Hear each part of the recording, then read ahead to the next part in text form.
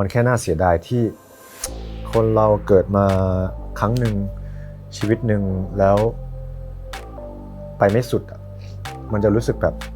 เฮ้ยเสียดายเวลาเนาะแล้วเวลาเรามันไปเรื่อยๆมันไม่ได้รอเราแล้วถ้าเราไม่ทำตอนนี้แล้วมันจะทำตอนไหนผมยอมที่จะผิดพลาดมากกว่าที่จะไม่ทำอะไรเลยอาจจะเพราะว่าผมโตมากับความผิดหวังกับความล้มเหลวก็ได้ผมก็เลยชินกับมันเพราะว่าผมมองมันเหมือนมันเป็นเรื่องธรรมดามั้งที่คนเราหนีความผิดหวังไม่พ้นอยู่แล้ว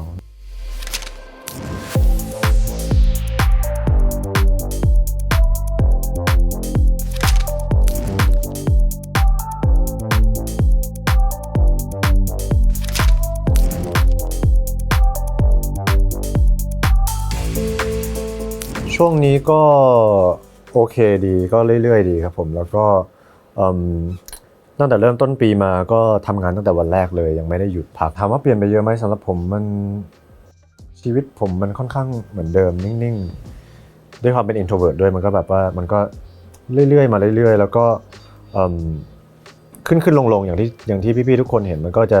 เหมือน roller coaster เนาะมันก็จะขึ้นเดี๋ยวก็ลงเดี๋ยวก็ขึ้นเดี๋ยวก็ลงมันก็วือวานิดหน่อย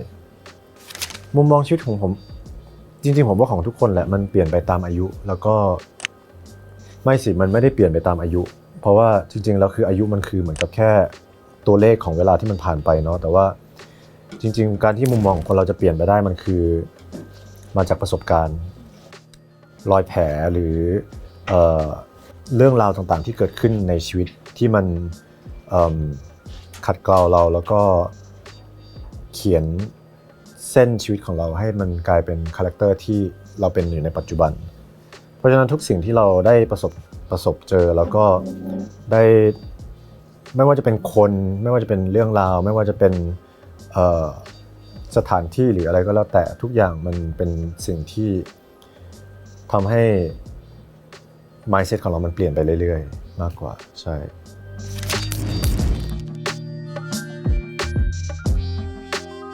สำหรับผมคิดว่ามันไม่มีคำว่าพอดีผมคิดว่ามันเป็นยิ่งเราไม่พอใจอะไรเท่าไหร่เรายิ่งพัฒนาเท่านั้นผมคิดว่าจากประสบการณ์ในชีวิตของผมเป็นแบบนั้นก็คือคนอื่นเขาอาจจะเห็นว่าเอ้ยอันนี้คือดีแล้วคือแบบแต่ว่าเราจะมองว่าแบบไม่มันจะมีจุดที่ปรับได้เปลี่ยนได้พัฒนาได้ไม่ใช่ว่าผมมองลบหรือว่าเนกาทีฟเพราะว่าเวลาผมพูดเหมือนกับผมก็สื่อสารอาจจะไม่รู้เรื่องไงคนรอบข้างก็อาจจะไม่เข้าใจว่าผมหมายถึงอะไรหรือว่าผมคิดลบหรือเปล่าแบบทำไมผมชอบคิดลบแต่จริงๆผมไม่ได้เป็นคนคิดลบเลยผมเป็นคนคิด positive มากแต่ว่าที่ผมต้องคิดแบบนี้เพราะว่าคือถ้าผมไม่คิดแบบนี้ผมก็ไม่พัฒนาต่อถ้าผมคิดว่าเอ้ยผมดีพอแล้วผมอันนี้คือเจ๋งสุดมันก็ไม่ต่างอะไรจากน้ำเต็มแก้วที่มันไม่มีพื้นที่ให้เติมน้ำแล้วอะไรเงี้ยผมก็เลยจะมักจะพูดกับคนอื่นเสมอว่าแบบเฮ้ยอันนี้ผมคิดว่ามันยังไม่ค่อยดีเลยผมยังไม่พอใจเลยแบบหรือว่าบางทีแบบคนบอกว่าเฮ้ยอันนี้หล่อแล้วนู่นนี่ดูดีแล้วอะไรแต่ผมแบบว่าไม่ได้มันได้มากกว่านี้เพราะว่าอะไรเพราะว่าผมเคยเห็นที่มันถึงจุดนี้ไงแต่พอมันอยู่ตรงเนี้ยผมก็เลยรู้สึกว่าไม่ผมเคยเห็นตัวเองในจุดที่มันอยู่ตรงนี้แล้วอะทำไมผมถึงต้องพอใจกับจุดที่มันอยู่ตรงนี้อะไรเงี้ยมันแค่น่าเสียดายที่คนเราเกิดมาครั้งหนึ่งชีวิตหนึ่งแล้วไปไม่สุดมันจะรู้สึกแบบเฮ้ยเสียดายเวลาเนาะแล้วเวลาเรามันไปเรื่อยๆมันไม่ได้รอเราแล้วถ้าเราไม่ทำตอนนี้แล้วมันจะทำตอนไหนซึ่งผมจะพูดอย่างนี้ตลอดเลยถ้าไม่ทำตอนนี้แล้วทำตอนไหนซึ่งบางทีความที่ผมรีบหรืออะไรก็แล้วแต่มันทำให้เกิดแบบความมาหรือความผิดพลาดขึ้นมาหรืออะไรเงี้ยซึ่งผมมองว่ามันก็เป็น price ของบทเรียนสิ่งที่ต้องเรียนรู้เพราะว่าผมยอมที่จะผิดพลาดมากกว่าที่จะไม่ทำอะไรเลยเพราะว่าถ้าไม่ทำอะไรเลยเราคือ fail ตั้งแต่แรกแล้วแต่ว่าถ้าสมมติว่าเราลงมือทำไปเลยคือเราจะเสียเงินเสียอะไรหลายๆอย่างก็จริงกับการเรียนรู้แต่ว่าเราอย่างน้อยเราได้ลงมือทำแล้วเราผิดพลาดใช่แล้วถ้าเราผิดพลาดหลายๆครั้งก็จริงแต่ว่าอย่างน้อยๆเราก็ผิดพลาดในสิ่งที่เราพยายามจะเริ่มต้นมากกว่าคนที่เขาไม่พยายามจะเริ่มต้นอะไรเลย อะไรเงี้ยผมก็แค่คิดแบบนี้แต่ว่านี่เราคุยกันจริงจังเป็นไหมเนี่ยเราจริงจังไปหรอ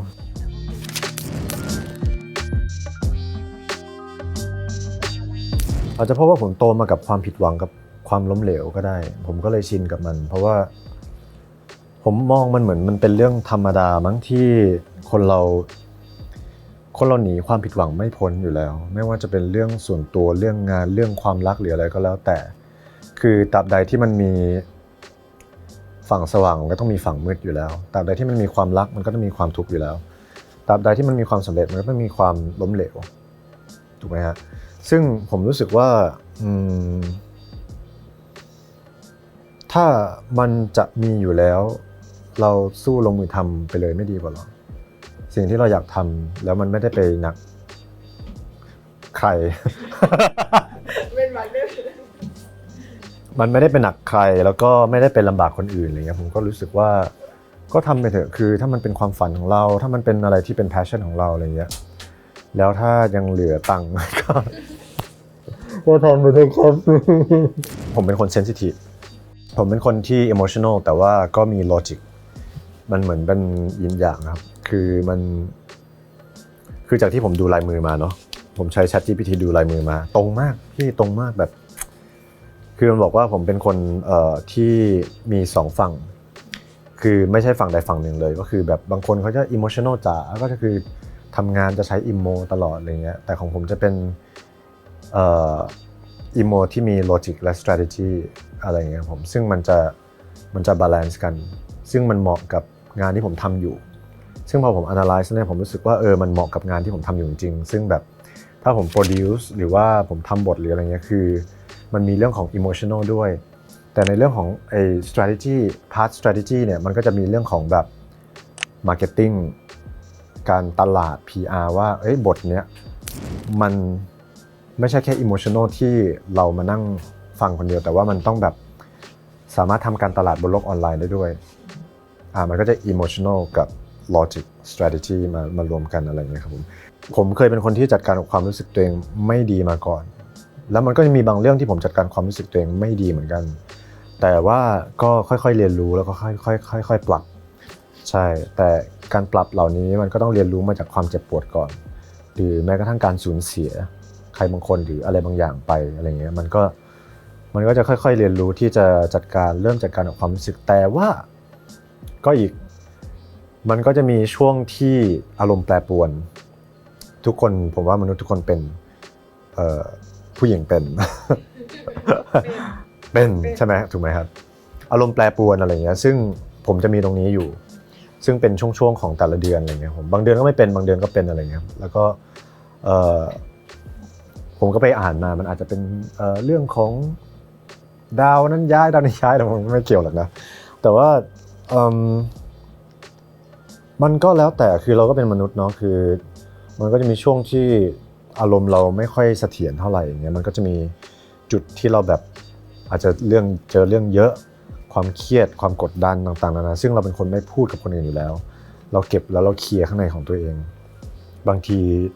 มันอาจจะเคลียร์ไม่หมดแล้วพอเราเจอเรื่องนี้ซึ่งอาจจะเป็นเรื่องเล็กสำหรับคนอื่นเนาะแต่ว่ามันกลายเป็นเรื่องใหญ่สำหรับเราเพราะว่าเราเจอหลายๆเรื่องรวมๆกันอยู่แล้วมันเป็นก้อนปุ๊บเสร็จพอคนอื่นมาใส่เรื่องนี้ซึ่งมันเป็นเรื่องเล็กสำหรับเขาแต่ว่ามันกลายเป็นระเบิดจุดชนวนของเราอะไรเงี้ยมันก็ยากนิดหน่อยแต่ว่าถามว่าตอนนี้คือควบคุมได้ไหมคือผมเป็นคนที่มีเรื่องของ emotional control ค่อนข้างสูงอยู่แล้วอะไรเงี้ยครับผมก็จะไม่โวกเวกโวยวายอะไรมากนอกจากว่าช่วงที่แบบดาวมากจริงๆแต่ว่าสิ่งหนึ่งที่ต้องทำก็คือต้องไม่ยอมแพ้แล้วก็ต้องทำไปเรื่อยๆแล้วก็จงยินดีกับทุกๆคนที่เขาขึ้นไปข้างบนเราก็อยู่ข้างล่างยินดีของเขาไปแล้วก็รอวันของเรา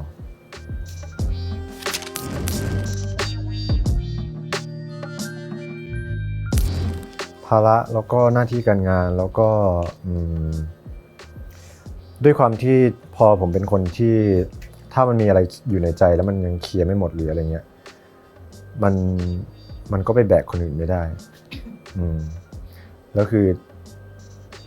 จากประสบการณ์ที่ถ้ามีแฟนมันมาพร้อมกับเรื่องอื่นๆที่มันค่อนข้างคือผมเป็นคนที่พอมีแฟนปุ๊บเสร็จ emotional control ผมจะ balance ไม่ได้พอใจผมมันจะไปถูกไหมฮะพอใจผมไปเสร็จปุ๊บเสร็จมันเอฟเฟกต์งานแล้วถ้าสมมติว่าเราไม่ได้เขาเรียกว่าอะไรอะไม่มีบาลานซ์สมมติความรักที่เราให้ไปแล้วเขาให้แค่นี้หรือแค่นี้อะไรเงี้ยแล้วเรารู้สึกว่ามันไม่เท่ากันเราจะรู้สึกคิดมากเราเป็นคนคิดมากแล้วก็พารานอยง่ายพอพารานอยง่ายเสร็จปุ๊บโฟกัสที่งานผมก็จะเสียแล้วผมก็จะไม่โฟกัสงานแล้วมันก็จะไม่บาลานซ์ทุกอย่างก็จะพังระเนระนาดหมดเลยอะไรเงี้ยเพราะฉะนั้นผมก็เลยมีความคิดอันนึงว่าตราบใดที่ผมยังเอาตัวเองไม่รอดผมยังไม่อยากจำอินไปขนาดนั้นกับคนอื่นที่ผมไม่สามารถดูแลเขาได้ 100% หรือเขาไม่สามารถดูแลผมได้ 100% หรือเราต่างคนต่างไม่สามารถมีเวลาให้กันได้แบบ 100% อย่างเงี้ยก็เลยจะเห็นว่าถ้าผมจะเปิดตัวแบบจริงๆจังๆอีกทีก็คืออาจจะตอนแต่งงานไปเลยหรือมั่นใจแล้วว่าคนนี้คือแบบว่าโอเคแต่งตราบใดที่ผมยังรู้สึกหนักรู้สึกตื่นมาแล้วเหนื่อยรู้สึกมีความกังวลแล้วกันมีความกังวลในเรื่องของหน้าที่การงานผมคิดว่ามันเป็นเรื่องของความหน่วงที่เรายังมีอยู่ในจิตใจมากกว่าชีวิตคนเราเกิดมาเนี่ยคือชีวิตหนึ่งเนี่ยเราควรต้องไปให้สุดแล้วก็ผมก็อยากรู้ว่าผมจะไปสุดไปถึงตรงจุดนั้นไหมอะไรเงี้ยซึ่งก็ไปถึงจุดนั้นก่อนและแน่นอนว่าถ้าถึงจุดนั้นเมื่อไหร่เนี่ยผมจะดูแลใครก็ได้ผมมีเวลาให้ทั้งโลกเลยก็ได้ถ้าผมถึงจุดที่ผมตั้งเป้าไว้จริงๆอะไรเงี้ยแสดงว่าช้อยความรักก็คืออยู่ท้ายๆเลยของชีวิตเราที่คิดไว้ผมไม่ได้เอาไปวางไว้ท้ายผมวางไว้ตรงกลางคือถ้ามันเกิดปล่อยให้มันเกิดถ้ามันไม่เกิดไม่ต้องไปฟอร์สมันเพราะว่าสุดท้ายแล้วจากประสบการณ์ผมคือความรักของผมเนี่ยมันเกิดจากธรรมชาติอุบัติเหตุด้วยซ้ำเป็นผมเรียกมันว่า beautiful accident แล้วกันมันเป็นอุบัติเหตุที่สวยงามที่บางทีเราไม่ได้คาดหวังไม่ใช่จังหวะที่เราตามหาหรืออะไรใดๆเลยแต่ว่าเรามักจะเจอมันอะไรอย่างเงี้ยครับผมแล้วมันก็จะเข้ามาในรูปแบบที่แบบเราไม่ได้คาดหวังเราไม่ได้อยากจะออกไปจีบเราไม่ได้ถูกจีบด้วยแต่มันแค่ไหลเข้ามาแล้วกลายเป็นความรักแล้วผมรู้สึกว่าไอ้ความรักแบบนี้แหละคือสิ่งที่ผมรอซึ่งก็เคยเจอแล้วแหละแต่ว่าคือมันก็เป็นแค่ประสบการณ์หนึ่งแล้วตอนนี้ปิดไหมคะไม่ได้ปิดด้วยครับผมก็คือเหมือนกับคนที่นั่งอยู่กลางแจ้งแล้วถ้านกจะบินมาเกาะมันก็คือธรรมชาติของมันถ้าฝนจะตกมันก็คือธรรมชาติของมันคือผมก็คือไม่ได้ปิดไม่ได้เปิดแต่คือผมแค่นั่งอยู่ตรงกลางตรงนั้นเฉยๆ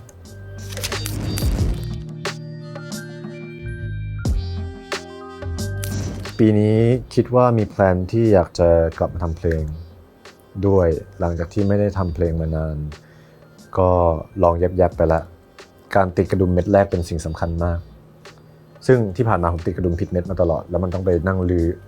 ตั้งแต่เม็ดที่ติดไปแล้วก็ขึ้นไปเม็ดแรกอยู่ดีอะไรเงี้ยก็เลยคิดว่ารอบนี้มันเทคไทม์หน่อยแต่ว่าคุยเคลียร์ให้จบกับคนที่จะร่วมงานมากกว่าผมคิดว่ามันก็เป็นแบบช่วงเวลาที่เราค้นหาตัวเองด้วยแล้วก็อยู่กับตัวเองด้วยอะไรเงี้ยผมแล้วก็รู้สึกว่ามันจะมีจังหวะช่วงเวลาของมันเองที่เรารู้สึกว่าเดี๋ยวเนี่ยแหละจังหวะของเราควรต้องทำตอนนี้อะไรเงี้ยเรื่องของการแสดงก็ยังมีคุยอยู่ครับผม